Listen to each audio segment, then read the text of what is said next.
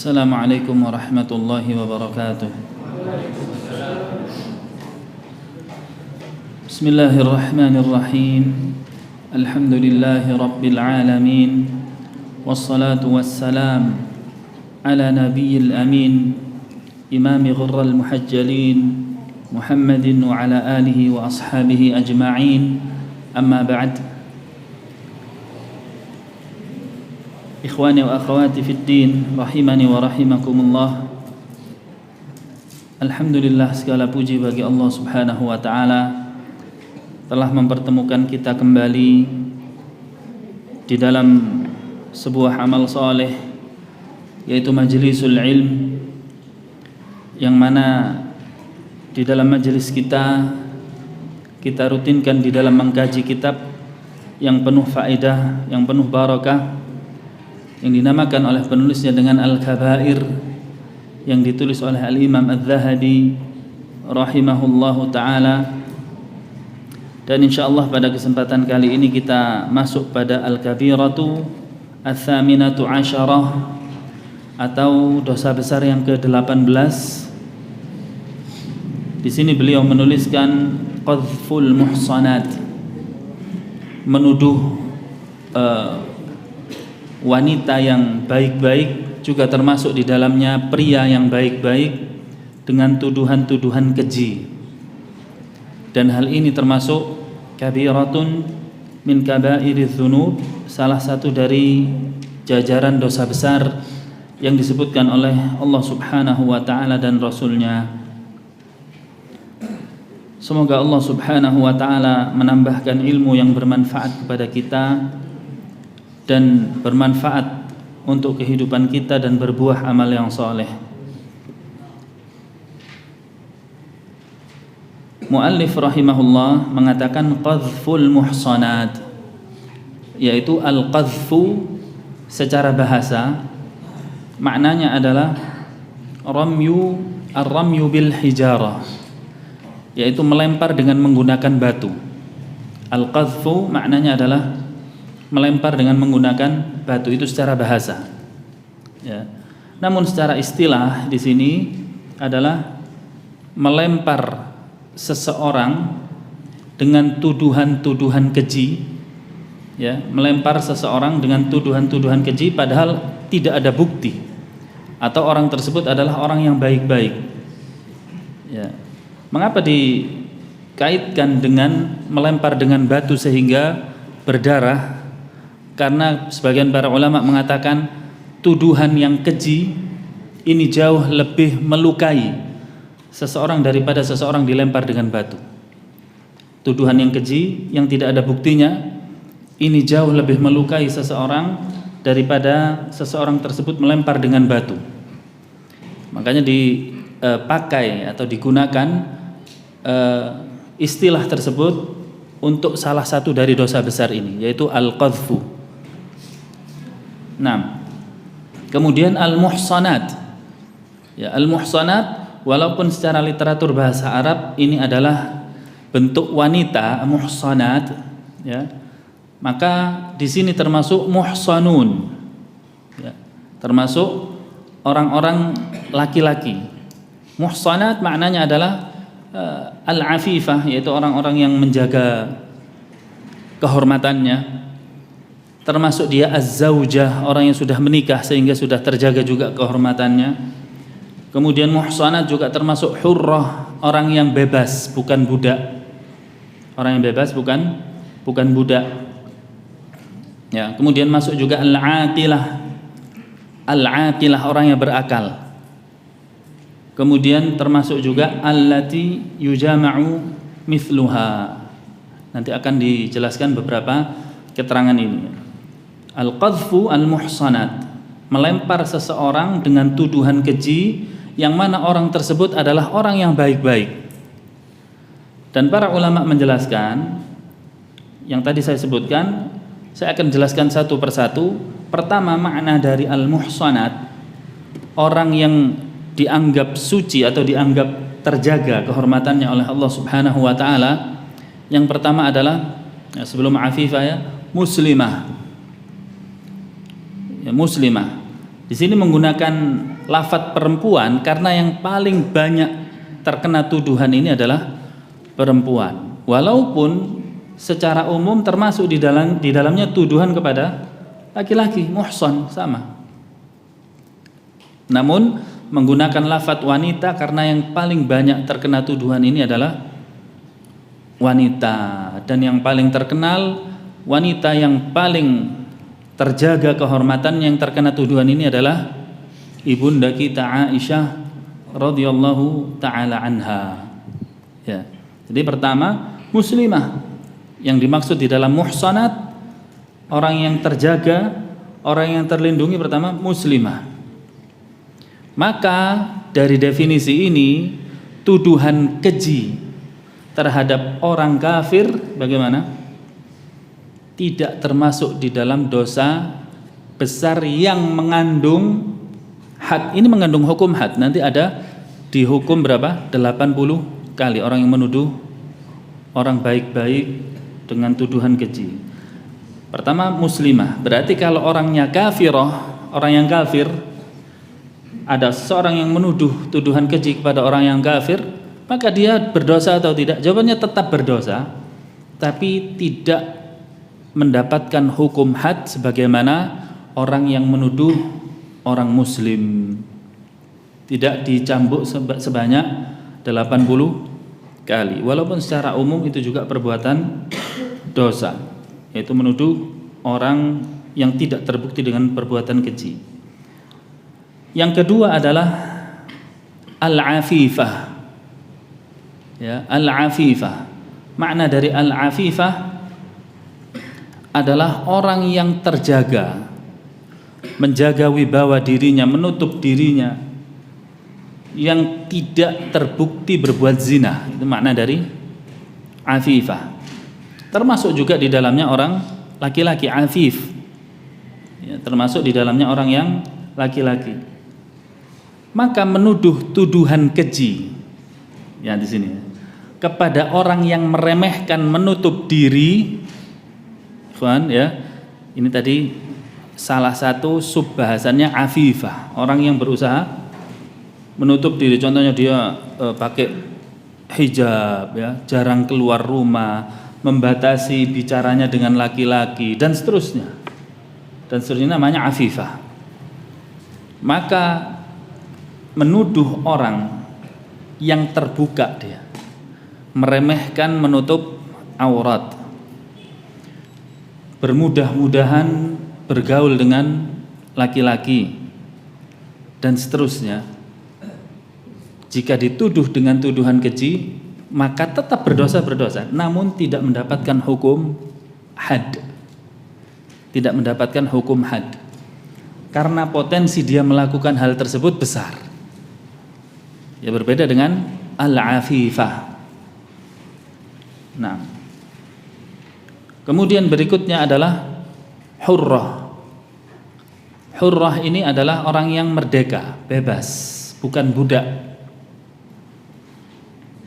Maka menuduh seorang budak berbuat keji, menuduh seorang budak berbuat keji, berdosa, berdosa, namun tidak mendapatkan hukum had yang diancam oleh Allah Subhanahu wa taala. Jelas ini saya bahas makna dari muhsan, orang-orang yang secara terperinci terkandung di dalam muhsanat. Nah, berikutnya adalah al-aqilah, orang yang sehat akalnya. Berarti keluar dari tuduhan di sini orang yang gila. Ketika seseorang menuduh tuduhan keji kepada orang yang gila, dia berdosa, tapi tidak mendapatkan hukum had. Karena orang yang gila tidak tersakiti hatinya dengan tuduhan apapun. Orang yang gila tidak tersakiti hatinya dengan tuduhan apapun. Nah, kemudian berikutnya allati yujama'u mithluha, ya, orang-orang yang ada kemungkinan untuk digauli, orang-orang yang ada kemungkinan untuk digauli. Dan ini ada 3 macam. Yang pertama, baligh. Semuanya 3-tiganya berkaitan dengan usia. Orang-orang yang berpotensi untuk digauli, yang ada kemungkinan untuk digauli. Pertama, baligh, yang sudah mencapai usia baligh. Orang yang menuduh orang yang sudah baligh dengan tuduhan yang keji, ijma' para ulama semuanya sepakat termasuk di dalam qadhful muhsanat, termasuk di dalam dosa besar yang kita bahas ini, dan mendapatkan hukum had orangnya yang menuduh tersebut. Ya. Yang kedua, as-sabi ghairu mumayyiz, anak kecil yang belum tamyiz, belum usia 7 tahun. Anak kecil yang belum usia 7 tahun. Yang mana anak kecil tersebut tidak faham dengan hal-hal demikian. Dia belum faham dengan bagaimana hubungan lelaki dengan wanita dan yang semisalnya. Maka tuduhan keji kepada mereka tidak termasuk qadhful muhsanat, tidak termasuk di dalam dosa besar yang kita bahas ini. Jelas ya? Tidak termasuk di dalam dosa besar yang kita bahas ini. Yang ketiga adalah as-sabi mumayyiz, yaitu seseorang anak kecil namun secara syariat sudah termasuk usia yang bisa dinikahi. Disebutkan di dalam bab fikih, ya, contohnya seperti ibunda kita Aisyah, beliau digauli ketika usia berapa? 9 tahun. Oleh karenanya Imam Ahmad bin Hanbal di dalam fikihnya membatasi usia baligh bagi perempuan 9 tahun. Ya, walaupun belum ada tanda-tanda darah haid. Ini termasuk fikih Hambali. 9 tahun atau mungkin 10 tahun. Bagaimana orang yang menuduh, ya, menuduh keji dengan atau menuduh keji anak-anak yang usianya sedemikian rupa, yang mungkin untuk digauli atau mungkin untuk menikah? Jawabannya adalah khilaf para ulama, namun yang rajih adalah tetap masuk ke dalam dosa besar ini, tuduhan ini. Kenapa? Karena anak-anak usia tersebut sudah mengerti bagaimana tentang pergaulan-pergaulan tersebut. Ya. Ini adalah beberapa perincian yang termasuk di dalam al-muhsanat. Saya ulangi, pertama adalah muslim atau muslimah, tidak termasuk orang kafir. Yang kedua aqilah, orang yang sehat akalnya, tidak termasuk orang gila. Kemudian yang ketiga adalah afifah, orang yang menjaga dirinya, menutup dirinya, tidak termasuk orang yang membuka dirinya. Ya. Kemudian yang keempat adalah al-hurrah, orang yang merdeka, tidak termasuk budak. Tidak termasuk budak. Ya. Lalu bagaimana ketika seorang budak yang menuduh orang yang merdeka? Tadi orang yang merdeka menuduh budak, nggak ada beban di dalam dosa besar ini. Bagaimana ketika budaknya menuduh orang yang merdeka? Karena yang dituduh orang yang merdeka berarti termasuk di dalam muhsanat, maka dia berada di dalam dosa besar ini.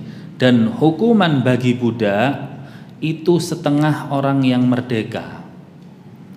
Hukuman bagi budak, semua hukum had apapun bagi budak setengah orang yang merdeka. Kalau hukumannya ini 80 kali cambukan, maka bagi budak berapa? 40 kali. Ya, 40 kali cambukan. Kemudian yang tadi adalah orang-orang yang ada potensi untuk digauli. Ya, tadi 3 perinciannya: baligh, anak kecil yang belum tamyiz, dan anak kecil yang dibolehkan usianya untuk dinikahi.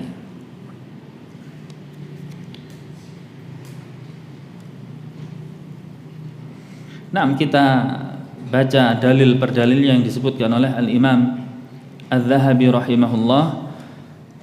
Yang pertama, qala Allah Ta'ala, Allah Subhanahu wa Ta'ala berfirman, innal ladzina yarmunal muhsanat al-ghafilatil mu'minat lu'inu fid dunya wal akhirah walahum 'adzabun 'adzim. Allah Subhanahu wa Ta'ala berfirman, innal ladzina yarmunal muhsanat, sesungguhnya orang-orang yang melempar tuduhan-tuduhan keji kepada al-muhsanat. Al-muhsanat tadi sudah berlalu penjelasannya, itu muslim dan seterusnya tadi. Orang-orang yang menuduh tuduhan keji kepada mereka, termasuk laki-laki dan perempuan. Termasuk laki-laki dan perempuan. Al-ghafilat. Ma makna al-ghafilat? Kenapa Allah Subhanahu wa Ta'ala mencantumkan al-ghafilat, mensifati al-muhsanat tadi, orang-orang yang menjaga dirinya, dan al-ghafilat. Al-ghafilat secara bahasa artinya adalah orang-orang yang lalai. Apa yang dimaksud lalai pada ghafilat di sini? Yaitu lalai dari keramaian dunia, lalai dari mengikuti tren. Dia nggak peduli. Ya, barangkali trennya saat ini bersalaman dengan lawan jenis, dia nggak ikut. Trennya hari ini barangkali ada kerudung yang apa? Di ubet-ubet di leher begini. Ya, kayak pocong. Kemudian muncul di atasnya seperti ini. Atau kerudung-kerudung yang macam-macam. Dia tidak mengikuti ini. Ini makna dari al-ghafilat. Dia lebih banyak di rumah. Ya, dia wanita yang lebih banyak di rumah, yang banyak menutup dirinya dan membatasi interaksinya dengan lawan jenisnya. Ini makna dari al-ghafilat. Makna dari al-ghafilat. Al-mu'minat, kemudian dia adalah orang-orang yang beriman. Ada berapa sifat tadi? 3. Muhsanat, al-ghafilat, al-mu'minat. Allah Subhanahu wa Ta'ala menyebutkan mukminat pada akhir kalinya, pada sifat yang ketiga. Padahal di antara 3 sifat ini, muhsanat, orang yang menjaga diri, ghafilat, yang tidak peduli dengan keramaian manusia, al-mu'minat, yang beriman kepada Allah dan hari akhir, mana yang lebih utama? Mukminat, kan begitu. Mengapa diletakkan di akhir? Tujuannya adalah Allah ingin menitik beratkan dosa besar yang kita bahas ini, menuduh tuduhan keji. Karena mungkin orang yang beriman, mungkin atau tidak dia berbuat zina, mungkin dia berbuat zina, dia berbuat keji, ya. Tapi ketika disebutkan yang pertama kali adalah al-muhsanat, orang yang menutup dirinya, pasti nggak dia beriman atau dia nggak beriman? Pasti dia beriman, ya. Makanya diletakkan di awal ini, al-muhsanat.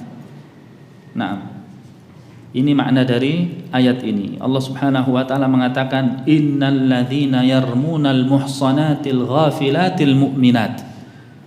Orang-orang yang melempar tuduhan-tuduhan keji kepada orang-orang yang menjaga dirinya, plus tidak peduli dengan keramaian dunia yang mengajak jauh dari ajaran Allah, dan dia beriman kepada Allah dan hari akhir. Kata para ulama, ini adalah mewakili atau sebuah kias yang utama. Kalau memang orang-orang yang seperti ini dilarang, ya, untuk dituduh dengan tuduhan keji, maka yang di bawahnya pun dilarang. Artinya maksudnya, ikhwan, yang disebutkan di sini apabila dituduh itu dosanya paling besar. Menuduh orang-orang yang mukmin saja, barangkali dia tidak seberapa menjaga diri atau tidak sedetail yang disebutkan tadi, itu sudah berdosa. Apalagi yang disebutkan dengan sifat-sifat yang berentet tadi, itu dosanya lebih besar. Dan yang memiliki sifat ini adalah ibunda kita Aisyah radhiyallahu anha. yang pernah mendapatkan tuduhan keji dari orang-orang munafikin pada zamannya. Kemudian Allah mengatakan lu'inu, mereka dilaknat, mereka dijauhkan dari rahmat Allah Subhanahu wa taala. Allah tidak mengatakan la'natullahi alaihim, Allah melaknat mereka, tidak begini. Tapi bentuknya lu'inu, mereka dilaknat, tidak disebutkan pelakunya. Yang melaknat siapa yang disebutkan? Kata para ulama, ini menunjukkan bahwasanya yang melaknat orang seperti ini bukan hanya Allah. Malaikat pun melaknat, orang-orang mukmin pun melaknat dia. Maka laknat bagi mereka bukan hanya dari Allah, di akhirat saja dijauhkan dari rahmat Allah, bahkan di dunia pun dia dikucilkan oleh manusia. Bahkan di dunia pun dia dijauhi oleh manusia. Fid dunya wal akhirah, mereka dilaknat di dunia dan di akhirat. Walahum adzabun azim, dan bagi mereka siksa yang pedih. Ini adalah ayat yang menjelaskan bagaimana bahayanya dosa besar yang dinamakan qadhful muhsanat, melempar tuduhan-tuduhan keji kepada orang yang menjaga dirinya. Saya sebutkan di sini ikhwan, ini termasuk salah satu dosa besar lisan. Salah satu dosa besar yang bersumber dari lisan. Di antaranya ada dusta, ada kemarin kita syahadatuz zur, persaksian palsu, salah satunya ini. Dan dosa besar yang atau bersumber dari lisan ini sangat mudah, ya, sangat mudah dilakukan oleh manusia, bahkan kaum muslimin. Maka dari peringatan ini hendaknya kita berhati-hati dengan lisan ini. Rasul SAW pernah menasihatkan kepada Mu'adz bin Jabal, kuffa alaika hadha. Sambil memegang lisannya Mu'adz, Rasulullah mengatakan, tahan ini darimu, yaitu lisanmu. Fahal yakubbun nasa fi jahannam fin nar illa min hasaidi alsinatihim. Betapa banyak manusia masuk ke dalam api neraka jahanam karena hasil panen dari lisannya. Salah satunya adalah menuduh perbuatan keji kepada orang-orang yang menjaga diri. Lalu bagaimana batasan tuduhan tersebut sampai-sampai disebutkan oleh Allah Subhanahu wa taala sebagai qadhful muhsanat? Di sini yang pertama, bentuk tuduhannya adalah jelas, sharih. Contohnya orang mengatakan ya zani, wahai pezina, ya, atau disebutkan wahai apa contohnya, istilah-istilah yang jorok, ya, istilah-istilah wahai pezina, wahai orang yang gampangan dan lain sebagainya. Ini ketika lafadznya sharih, jelas, maka dia masuk ke dalam dosa besar ini, qadhful muhsanat. Atau kemungkinan yang kedua, jika tuduhannya multitafsir. Jika tuduhannya apa? Multitafsir. Ya. Maka yang demikian kata para ulama, multitafsir contohnya bagaimana? Multitafsir contohnya dikatakan wahai penjahat. Wahai penjahat. Ini multitafsir. Ya, atau disebutkan ya seperti tadi, wahai orang yang gampangan. Maksudnya apa orang gampangan? Macam-macam, bisa ditarik kemana-mana. Maka yang demikian butuh ditanya orangnya, apa yang Anda maksudkan? Ya, apa yang Anda maksudkan? Jika dia mengatakan saya bermaksud mencela orang itu dengan tuduhan keji, maka termasuk di dalam qadhful muhsanat. Jika dia mengatakan saya tidak bermaksud demikian, tidak bermaksud untuk menuduh dia dengan tuduhan yang keji, maka harus disumpah. Maka harus disumpah. Ucapkan demi Allah, jika Anda memang tidak menuduh orang lain tersebut dengan tuduhan keji. Atau kemungkinan ketiga adalah dia mengucapkan sesuatu dengan perbandingan. Contohnya, dia sama sekali tidak ada unsur tuduhan di dalam kalimatnya, cuman ada sedikit masuk ke sana. Contohnya orang mengatakan, wahai kawanku, sesungguhnya saya dan Anda ini semuanya sama, kecuali saya ini adalah anaknya orang baik-baik. Dia sama sekali tidak mengatakan bahasanya orang tuamu adalah orang yang begini-begini, enggak. Dia hanya mengatakan perbedaan Anda dan saya hanyalah saya ini anaknya orang baik-baik. Titik. Ya. Atau dikatakan orang Arab biasanya mengatakan anta ibn halal. Engkau ini anak yang halal. Tapi dia ungkapkan ini sambil marah. Dia ungkapkan ini sambil marah. Dia sama sekali tidak menyebutkan sesuatu yang bersifat tuduhan, tetapi dia sebutkan perbandingannya. Dan ini terjadi. Maka yang demikian jika dilakukan dalam kondisi marah, maka termasuk di dalam qadhfun, termasuk di dalam tuduhan keji ini. Jika dia lakukan tidak dengan marah, biasa-biasa saja, maka tidak termasuk di dalam tuduhan keji ini. Nah, kemudian Allah Subhanahu wa taala berfirman, walladzina yarmunal muhsanat thumma lam ya'tu bi arba'ati syuhada. Orang-orang yang menuduh tuduhan yang keji kepada al-muhsanat, orang yang baik-baik, thumma lam ya'tu bi arba'ati syuhada, kemudian dia tidak mampu mendatangkan 4 saksi. Berapa saksinya? 4. Kalau kita tidak mampu mendatangkan 4 saksi, lebih baik kita tahan. Lebih baik kita tahan lisan kita. Mohon maaf, walaupun kita lihat dengan mata kepala sendiri orang itu berbuat. Jelas? Walaupun kita lihat dengan mata kepala sendiri orang itu berbuat. Namun kita sedang ingin mempublikasikan orang ini, menjatuhkan harga dirinya orang ini. Maka kita butuh berapa? 4 saksi.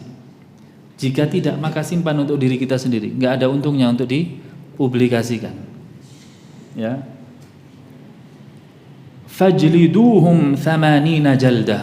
Kata Allah, jika tidak mampu mendatangkan 4 saksi, maka cambuklah dia sebanyak 80 kali. Cambuklah dia sebanyak 80 kali. Jadi yang salah siapa? Yang mempublikasikan, yang men-share.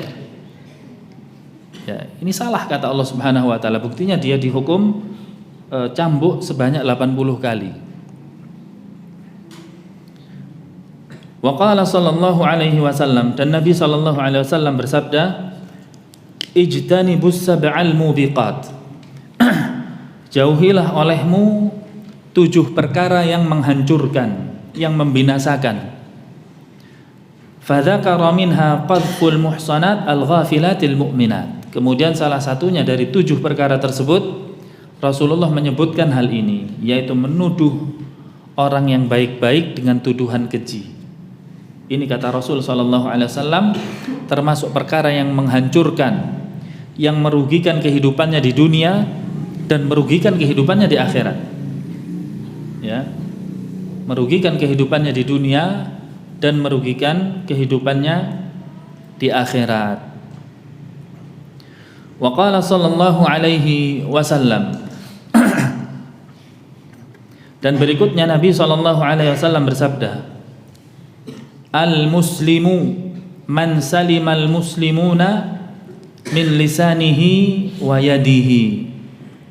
Seorang muslim itu adalah man salimal muslimuna min lisanihi, orang yang merasa selamat orang muslim yang lain dari lisannya. Seorang muslim sifatnya adalah lisannya tidak menyakiti hati kaum muslimin yang lain. Dan disebutkan timbangannya adalah kaum muslimin yang lain tidak merasa tersakiti dengan lisannya, wayadihi, dan tangannya. Maka masuk hadis ini di dalam pembahasan ini adalah min lisanihi, yaitu dari lisannya tidak menuduh dengan tuduhan-tuduhan yang keji. Ya, antum perhatikan tadi Allah mengatakan walaupun lihat sendiri, dengan mata kepala sendiri, tapi kita tidak punya 4 saksi, maka tahan. Ya, maka tahan. Ini menunjukkan bahwasanya dengan atau walaupun kita menerima berita yang benar dengan nyata, untuk menyampaikannya kita lihat maslahat. Apakah mengandung maslahat atau mudarat? Jika mengandung mudarat maka tahan. Nah.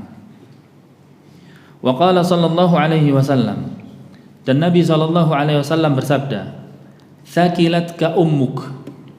Ya. Dan ini adalah potongan hadis yang tadi saya sebutkan, dialog Nabi sallallahu alaihi wasallam dengan Muadz ibn Jabal. Nabi mengatakan, "Thaqilatka ummuk."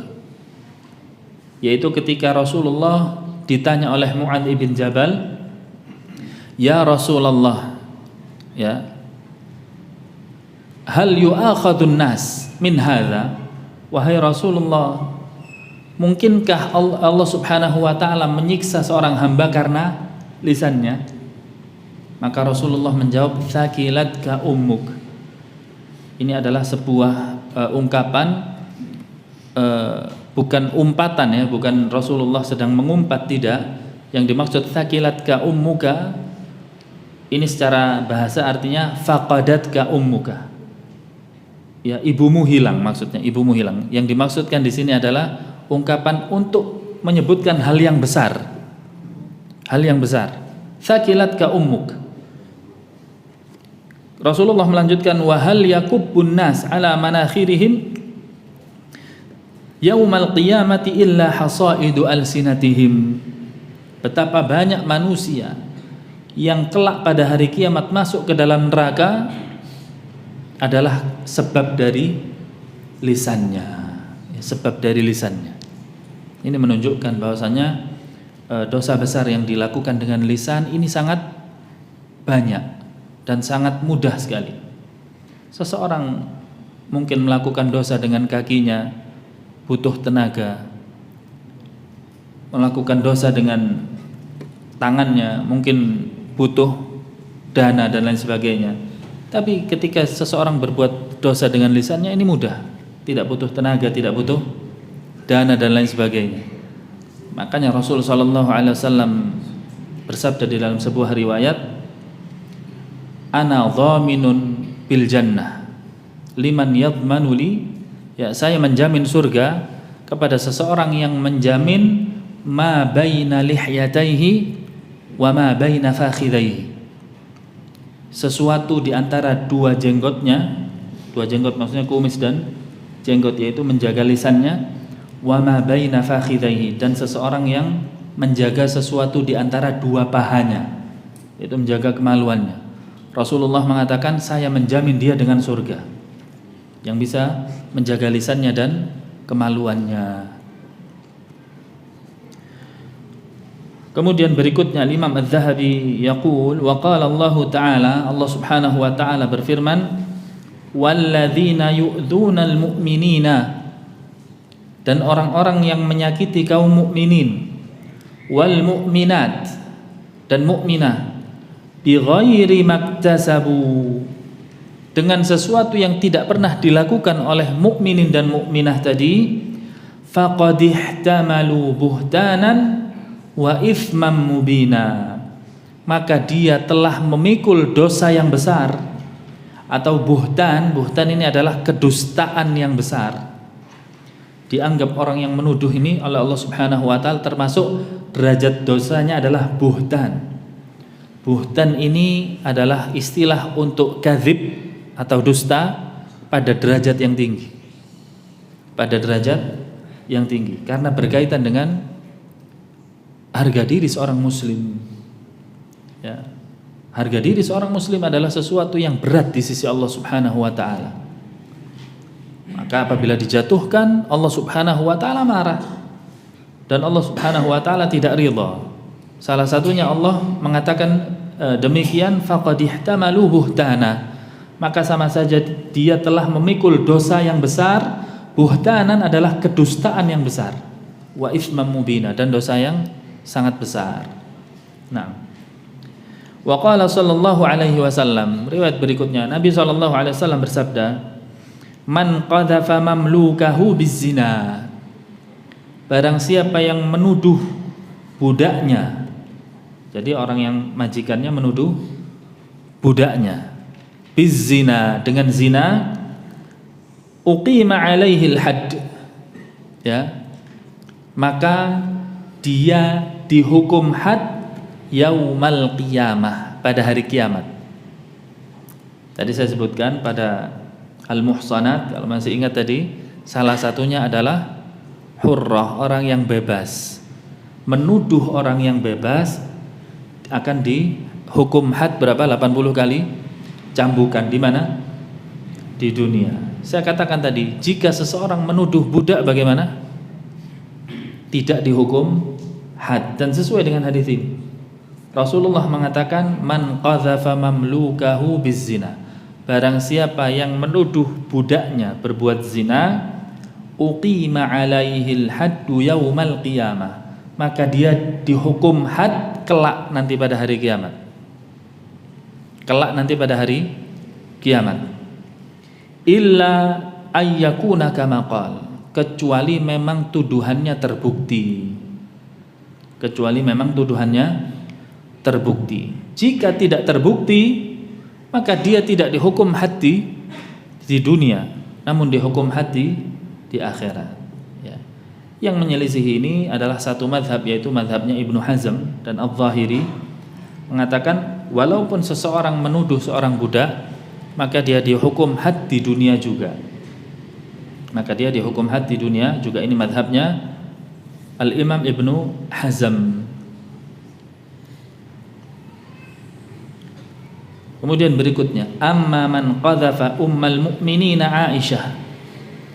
Adapun orang yang menuduh ibunda Aisyah radhiyallahu anha ba'da nuzuli bara'atiha, setelah turun ayat Allah Subhanahu wa taala yang mensucikan beliau radhiyallahu anha, fahuwa kafirun mukadzibun lil Qur'ani fayuqtal, maka dia kafir, termasuk orang yang mendustakan Al-Qur'an, dan dia dibunuh karena murtad. Orang-orang yang menuduh ibunda Aisyah berbuat zina setelah turun surat An-Nur yang mensucikan ibunda kita Aisyah, setelah beliau dituduh oleh orang-orang munafik pada zaman itu, ya, Allah sudah sucikan Aisyah, kemudian muncul orang yang mengaku muslim, ya, yang mengaku menyembah Allah, kemudian dia mengatakan ibunda Aisyah berbuat zina, fahuwa kafir, maka dia kafir. Kenapa kafirnya dari mana? Pertama, mukadzibun bil Qur'an. Dia kafir karena mendustakan Al-Qur'an. Al-Qur'an mengatakan bukan pelakunya bukan Aisyah. Aisyah suci, tidak melakukan zina, tapi dia mengatakan enggak, Aisyah melakukan zina. Maka dia kafir, tidak mempercayai Al-Qur'an. Apa hukum tidak mempercayai Al-Qur'an? Kafir. Salah satu sifat orang mukminin disebutkan di dalam awal surat Al-Baqarah, alladzina yu'minuna bima unzila ilaika wa ma unzila min qablika, yaitu orang-orang yang beriman kepada apa yang diturunkan kepadamu wahai Muhammad, yaitu Al-Qur'an. Al-Qur'an mengatakan pelakunya bukan Aisyah, sementara orang ini mengatakan pelakunya Aisyah. Siapa yang mengatakan hal ini? Syiah, ya, Rafidhah. Maka tidak diragukan kekafirannya, ya, Syiah Rafidhah tidak diragukan kekafirannya. Sampai detik ini mereka mengatakan ibunda Aisyah melakukan zina, ya, fayuqtal, maka dia dibunuh, karena hukum orang yang murtad adalah dibunuh. Nah, ini adalah beberapa riwayat yang disebutkan oleh Al-Imam Az-Zahabi berkaitan dengan qadhful muhsanat. Maka kesimpulannya di dalam beberapa dalil ini Allah Subhanahu wa ta'ala dan Rasulnya menganjurkan kepada kita untuk berhati-hati di dalam kita berucap dengan lisan kita. Dan asal sikap seorang mukmin dengan lisannya adalah diam.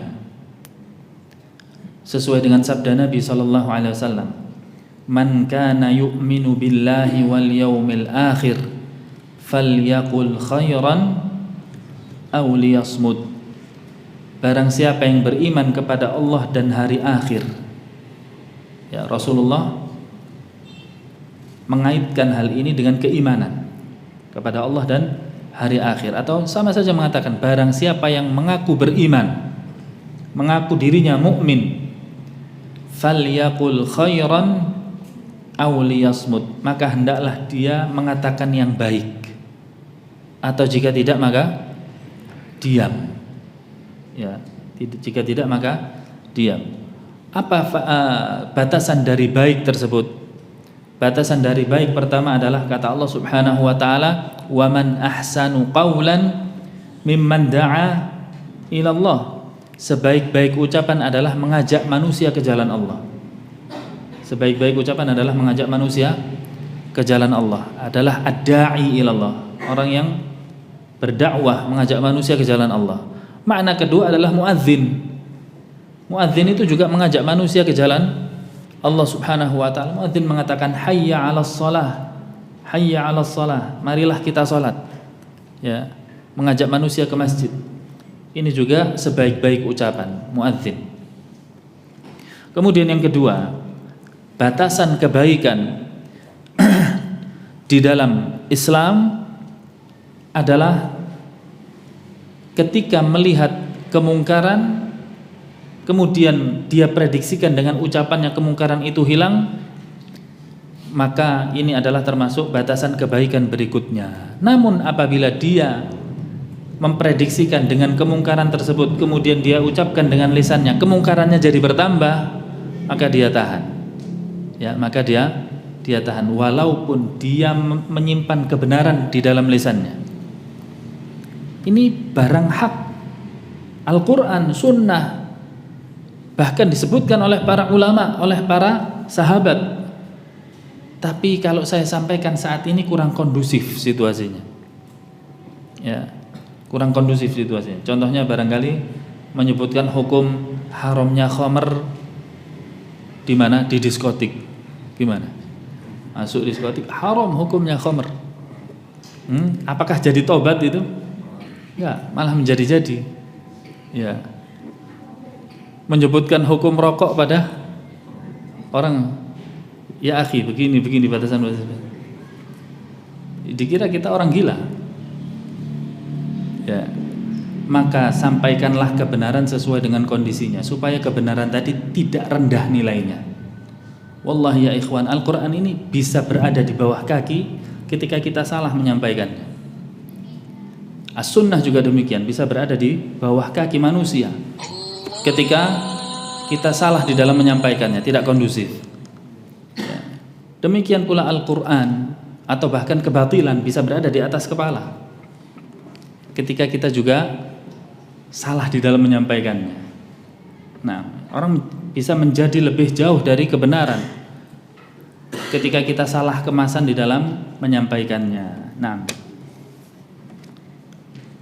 baik, insyaallah materinya sampai sini. Jika ada yang ditanyakan sesuai materi, barangkali materinya agak banyak perincian tadi. Ada yang belum paham, tafadhal. Barakallahu fikum.